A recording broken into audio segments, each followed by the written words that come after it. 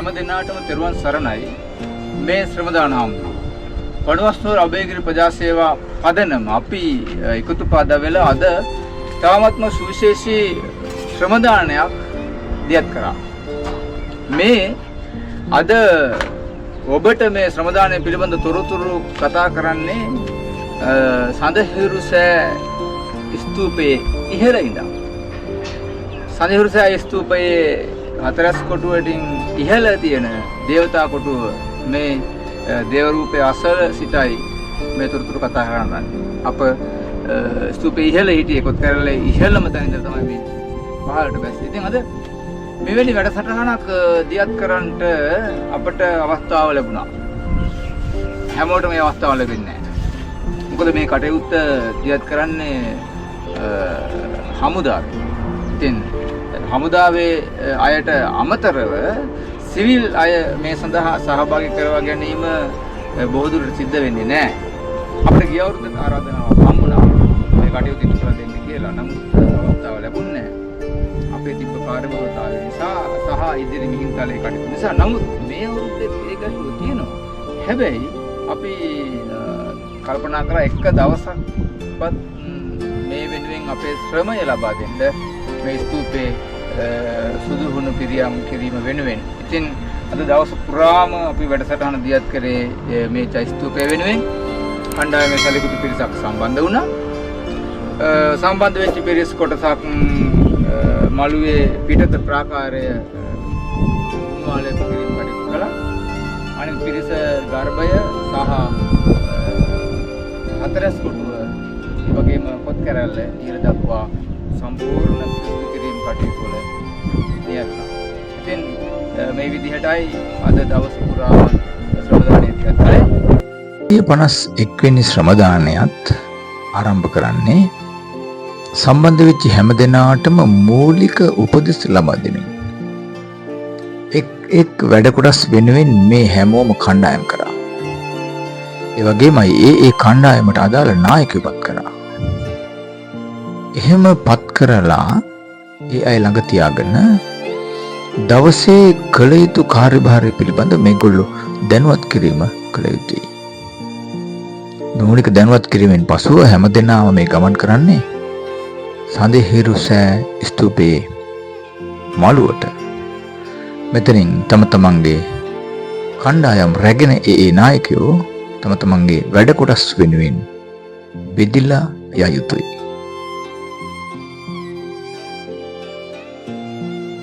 බොහෝම බාහිර කර්තව්‍යයක් කරන්න සූදානම. වෙනමම ඇඳුම් කට්ටලයක් දනිස් වලට පාවලට.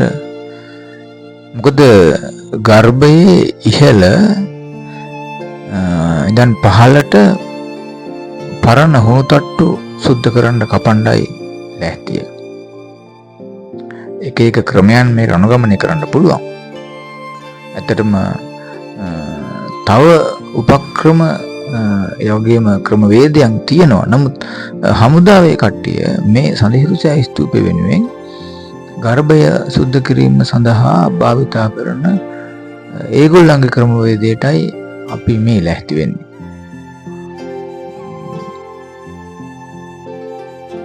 ඒගොල්ලෝ සකස් කරගත්තු වැඩපිළිවෙලක්. මම හිතන්නේ ඒක ඒ කණ්ඩායමට ඒ කියන්නේ හමුදා නිලධාරීන්ට මේක මේ ක්‍රමවේදය මම හිතනවා යම් පහසුවක් ඇති කියලා. හොඳට මේ ඇඟ හිර වෙන්න ආරක්ෂක පළඳන දාලා මේ කඹ වලින් බඳිනවා මේගොල්ලන්ව.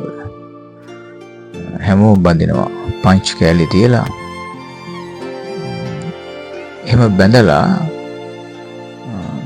මේ කඹේ දිග පහළට බහින හැම කෙනෙක්ම වෙනුවට තව සගයකයාට ඉහළ ඉන්නවා.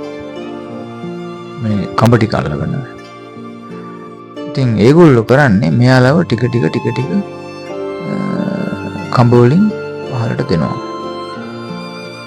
ඊළඟට පහළ ඉන්නවා ශබ්දහානි යන්ත්‍රයක් තියාගෙන හමුදා නිලධාරී. මොකද මේ ගර්භය ටිකක් දුර යනකොට උඩ ආයට පේන්නේ නැහැ පහළ කට්ටිය. ඒ නිසා ඒගොල්ලන්ව ටික ටික පහලට දෙන්න සංඥාව දෙන්නේ පහලින්. මේකට අංක දාලා තියෙන්නේ 1 2 3 4 එහෙම කියලා. ඉතින් පහලින් එක කතා කරනවා අංක 1 පහලට කරන්න, අංක 2 අංක 3 පහලට ඔන්නෝම කියනවා. එතකොට ඒක ඇහෙනවා මේ උඩ කඹ අල්ලගෙන හිර කරගෙන ඉන්න කණ්ඩායමට. ඒගොල්ලෝ අර අංකේ කිව්වහම ටික පහලට මේගොල්ලන්ව යවනවා. ඒ යන ගමන් ඒගොල්ලෝ අදාළ තැන ඉඳගෙන ගර්භේ පරණ හුන්ටට්ටු කපලා සුද්ධ කරගෙන යන්නේ. දැන් මේ යන්නේ පහලට. එකන යනවා ඔය. උඩින් ඉඳන් ඒ පුද්ගලයාවගේ ලණුව බහරව ඉන්න අය බොහොම වගකීමෙන් ඒගොල්ලෝ ටික ලණුව පහලට දෙනවා. ඒගොල්ලෝ ඒ කඹේ අල්ලගෙන ඉන්නේ. ඉතින් ඔය පහලට ගිහිල්ලා ඉතින් බලපුවම බොහොම බහරදුර කාර්යයක්. ජීවිත අවදානමෙන් කරන්න ඕන කටයුත්තක්. මොකද මේගොල්ලෝ අතින් කඹේ ඉස්සලා එහාට මෙහාට ගියොතින් බැරි වෙලාවත් අරගොල්ලෝ පහල. ටික දුර ගියාම පේන්නේ නැහැ ඒගොල්ලන්ට. ඒගොල්ලෝ පේන්නේ නැහැ. මේ කට්ටිය මේ පහලට කඹවල යවනවා. ඒගොල්ලෝ පහලට ගිහිල්ලා හුණු සුද්ධ කරන්න පටන් ගන්නවා. ගර්භේ ඒ හුණු සුද්ධ කිරීම මේ පහලටම සුද්ධ කරන් එනවා. මේ හතරස් කොටුව උඩ ඉඳගෙන ගත්ත වීඩියෝවක් බලන්නකො කොච්චර පොඩියටද මේ අපේ කණ්ඩායම පේන්නේ කියලා. මේගොල්ලෝ මේ සරපතල මළුවේ නම් අරගෙන තියෙන්නේ ඈතින් මේ වැඩ කටයුත්ත කරනවා. මේ පේනවා මේ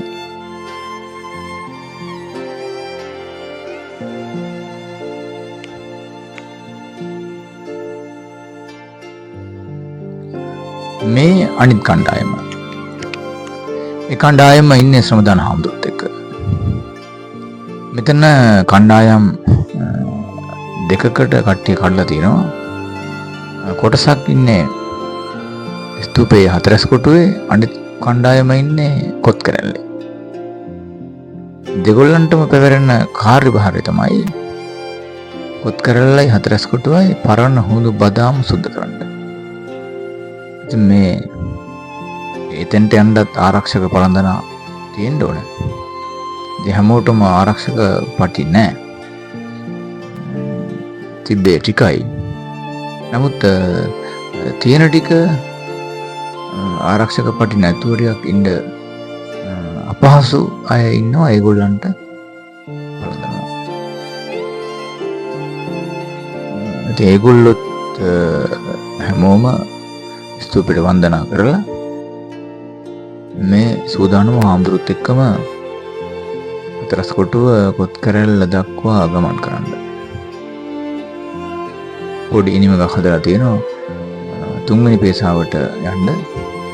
ගර්භයේ උඩට ඇවිල්ලා මේ හතරස් කොටුව ඉහළට නගින්නේ.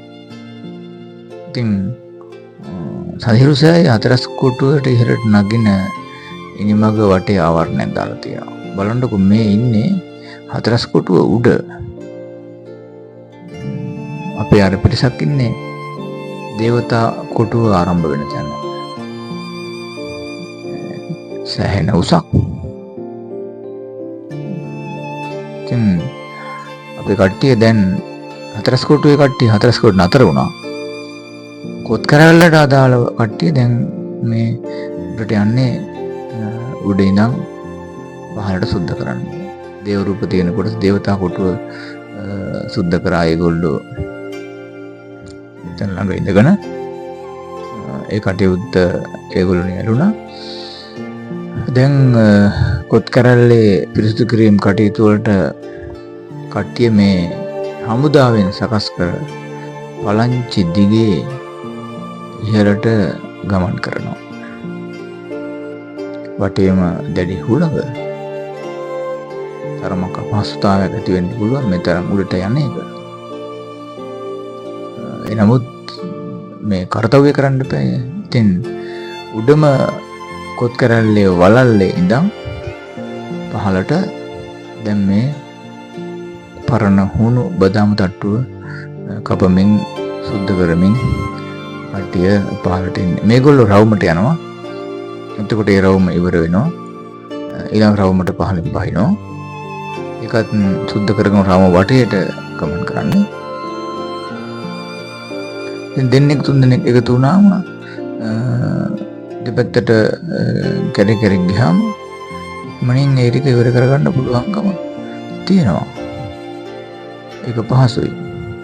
ඉතින් අවුරුදු කීපයක හුණු තට්ටු මෙතන තිබ්බා. මේ අවුරුද්ද තමයි මේ තරම්ම සුද්ධ කරමු කියන අදහස යෝජනා ඇවිල්ලා තියෙන්නේ.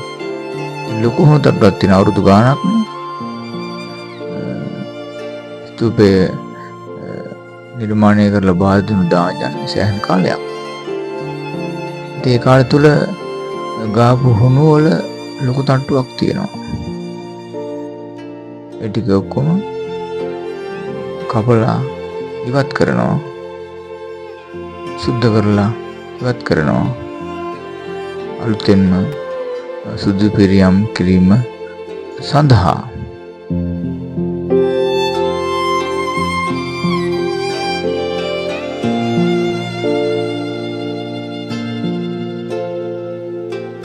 මෙන්න හතරස් කොටුවේ හුණු කැපීම් කටයුතු කරපු අය මෙයා මේ හතරස් කොටුවේ පිටින් උඩටම ඇවිල්ලා හිටියේ. වටේ බිත්තිය සුද්ධ කරලා ඒ වගේම හුණු තට්ටු කපලා මේකත් ටිකක් අමාරු කාර්යයක්. මොකද මේ බටවල එහාට මෙහාට යන්න ඕනේ. අනේ බටවල එහාට මෙහාට යන්න ඕනේ. හතරස් කොටුව සම්පූර්ණයෙන්ම සුද්ධ කරන්න පුළුවන්කම ඇති වුණා. මොකද හැම තැනටම අපේ කවුරු හරි සම්බන්ධ කර අපේ කවුරු හරි හැමතැනම වැඩ කළා. ඒ නිසා බොහොම ඉක්මනින් මේ කටයුතු කරගන්න අපට ඉඩකඩ අවස්ථාව ලැබුණා.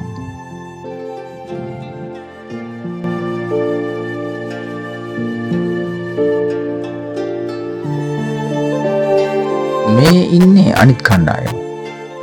ඒගොල්ලන්ට පැවරුනේ ඉදිරිපස ප්‍රධාන ගේට්ටුව කෙලින් ස්තූපය ළඟ පිහිටා තිබෙන ආයක හතරේ ඉදිරිපස තියෙන ආයකය හුණු ගාන්න. ඉතින් පහළ කොටස් තියෙන කළු ගලෙන් ඒ නිසා ඒවට හානි කරන්නේ නැහැ. ඒවට හුණු ගාවන්නේ නැහැ. නමුත් ඉහළ කොටස අනිවාර්යෙන්ම හුණු ගාන්න ඕනේ.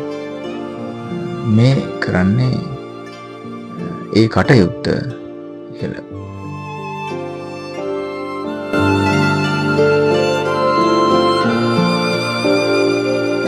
අද හුණු පිරියම් කිරීමට අවස්ථාව ලැබුණු දෙවෙනි කණ්ඩායම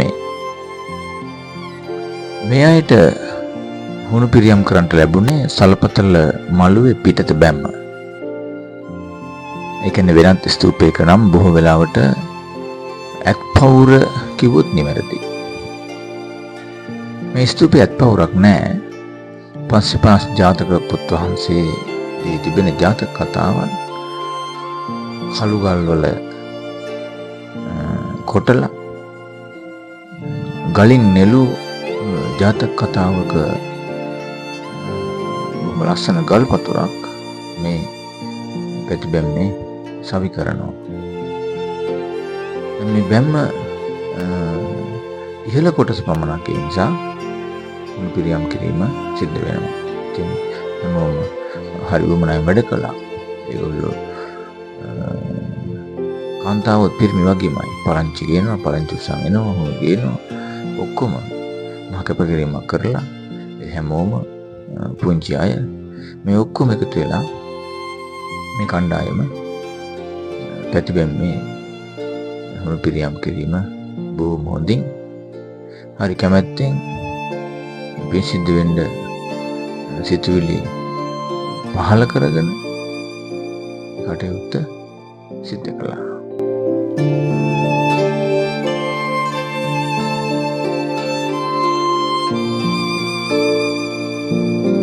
පංචි සකස් කරගන්නවත් තමන් විසින්මයි සිදු කරගත්තේ. ඉතින් මේ අපේ රනිල් මහත්තයා පාඨසාලාචාර්යතුමා එතුමා තමයි මේ ටීම් එක මේ කණ්ඩායම දවස පුරාම මොණු පිරියම් කිරීම සඳහා මෙහෙව්වේ. දැන් ඉතින් බොහෝ හවස් වෙලා හතරස් කොටුවේ පොත් කරලා වැඩ කරපු කට්ටියට ඒ වගේම ගර්භය වැඩ කරපු කට්ටියට දැන් වැඩ නිමා වෙලා ඒගොල්ලෝ පහළට බස්සන්නයි සූදානම්. රැයකින් පේන වෙලේ අය හරියට නිකන් ටයිලන්ඩ් වගේ විතරක් බොහොම කුඩාවට පේන්නේ.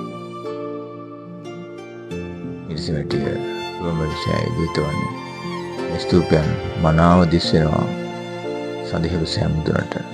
ඉතින් හතරස් කොටුවෙන් පහළට ඉනිමග දිගේ කණ්ඩායම පහළට බහිනවා. එම පහළට බහැලා සලපතල මළුව දිගේ දැන් ඇවිදගෙන යන්නේ. සියලු වැඩසටහන් නිමා කරන අවස්ථාවට එකතු පාදා වෙලා වැඩසටහන අගය පිළිබඳව සාකච්ඡා කරලා හැමෝමත් එක්ක සුහදව විසිර යාම සඳහායි.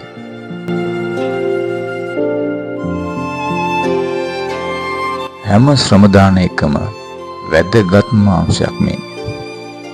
ශ්‍රමදානය කරන අයට ආහාර පාන සැපයීම බොහොම පිළිවෙලට සෞඛ්‍ය ආරක්ෂිතව කළ යුතු වෙනවා. හරි විශ්වාසයෙන් යුක්තව. ඉතින් මේ පිරිස හැමදාම එකතු වෙලා ශ්‍රමදානයට කී දෙනෙක් ආවත් හැමෝටම බොහොම රසට පිළිවෙලට ආහාර පාන ටික ලබා දෙනවා. අපි අනිත් අයත් එකතු වෙනවා උදව් කරන්න.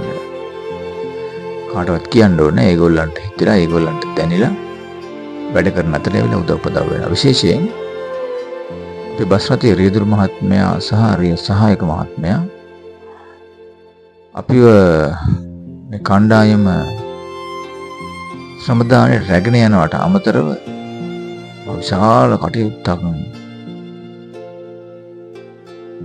කෑම දෙන කණ්ඩායමට එකතු පාදා වෙලා සිද්ධ කරනවා. තරඟට පොල් ගානවා වගේ පෙවුනට මේ ඉක්මනින් ආහාර පාන සකස් කළ යුතු නිසා ඊට අත්උදව් දෙමින් කටයුතු කරන කණ්ඩායමක්.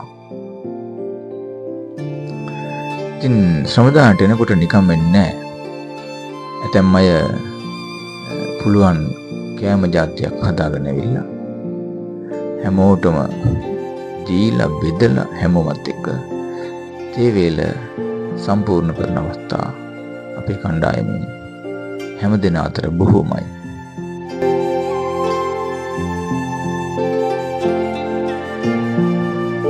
ශ්‍රමදානයේ වැඩසටහන නිමා කරන්නයි බලාපොරොත්තුව.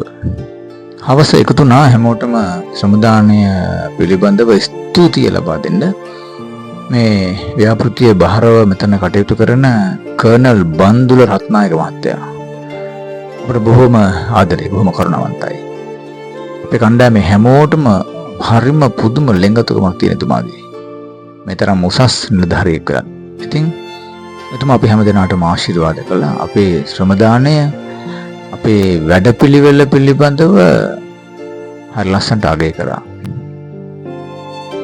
මොකද වෙලාවට කලාවට වැඩ කරලා මේ සිදු කරගෙන යන වැඩසටහන පිළිබඳව ලොකු පැහැදීමක් තියෙන බවයි එතුමාගේ ස්තුති කතාවෙන් පැහැදිලි වුණේ. ඔයගොල්ලෝ සියලු දෙනාම දන්නවා අපි හමුදාවේ ඉන්නකොට හමුදාවේ අය වැඩ කරනකොට වෙලාවට ඒ ටයිමින් වලට යනවා. ඇත්තටම හරිම සතුටුයි. ඔයගොල්ලෝ සියලු දෙනාම ඇවිල්ලා ඒකට සමාන වීමකට එහා ගිය දෙයක් කරන්නේ. හරියටම වෙලාවට ඇවිල්ලා වෙලාවට ගිහිල්ලා ඒ කටයුතු ටික හරියටම කරගෙන යනවා. ඒක නායකත්වය ගන්න අපේ ස්වාමීන් වහන්සේ. ඒ දවසේ මේ ශ්‍රමදානයේ දියත් කිරීම සඳහා උදව් කරපු හැමෝම පිළිබඳව සිහිපත් කරලා හැමෝටම පුණ්‍ය අනුමෝදනා කරමින් 251 වෙනි ශ්‍රමදානය අපි නිමාවටපත් කරනවා. අපි නැවත 252 වෙනි ශ්‍රමදානයෙන් හම්බෙන්නේ. එතෙක් ඔබ හැම දෙනාටම තුනුරුවන්ගේ ආශිර්වාදය ලැබේවා. මේ ශ්‍රමදාන ආම්දුරුව වලවස්වර බේගිරි ප්‍රජා සේවා පදනම සඳහිරු සෑ ස්තූපයේ සුන්දරුසෑයේ ඉහළ දේවතා කොටුව ළඟ ඉඳගෙනයි මේ කතා කරන්නේ. හැමෝටම තෙරුවන් සරණයි.